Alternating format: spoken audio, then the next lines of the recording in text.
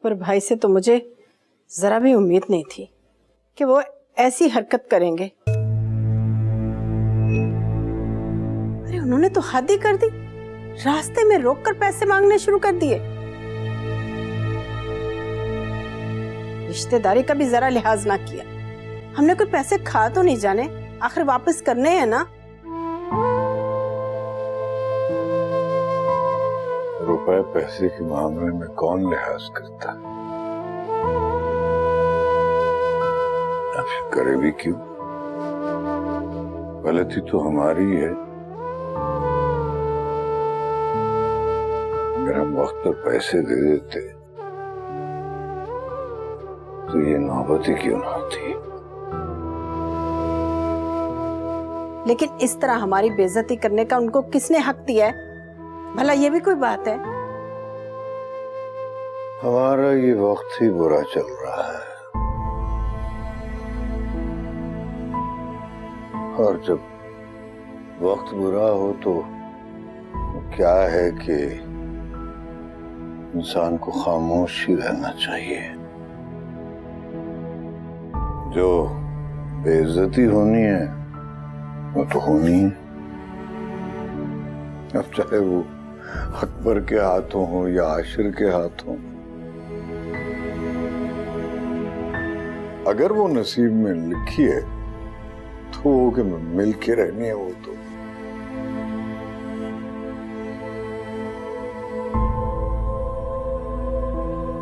लेकिन वो क्या है कि मैं ये भी सोचता हूं कि हमारे लिए तो ये भी हुक्म है, ला तक़नतू मिन रहमतिल्लाह, अल्लाह की रहमत से कभी मायूस नहीं होना चाहिए। और मोमिन तो हर हाल में, चाहे मुसीबत में हो, मायूस नहीं होता, क्योंकि मायूसी कुफ्र है। हम कुफ्र तो नहीं कर सकते।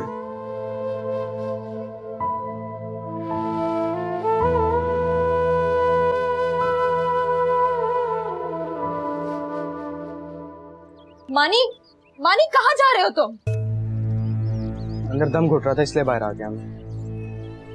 ना तो अकबर चाचा को रोक सका जब अब्बा की मेन रोड पे वो बेइज्जती कर रहे थे, और ना ही आशिर भाई को जब वो घर घुस के अब्बा को जलील करके गए हैं। मानी आशिर ऐसे नहीं है, ये तो सबको बहुत इज्जत देते हैं। ये बस एक जरा सी गलतफहमी है जो बढ़ती जा रही है। तुम तो जानते हो ना आशिर को। कोई किसी को नहीं जानता सारा, उनका असली चेहरा तो हमने अब देखा है। बिहेवियर से बहनों ही है तुम्हारी, और सबसे बड़ी गलती तुम्हारी है जो तुमने उस गलत आदमी पे भरोसा किया। जिनसे खुद बात करनी चाहिए थी ताकि ये बात इतनी बढ़ती ही ना। मेरा दिल कहता है कि झूठ बोलता है तुम्हारा दिल, बकवास करता है। ये सब कुछ जो हो रहा है ना सारा, ये सिर्फ आशिर भाई और उनके खानदान की वजह से है।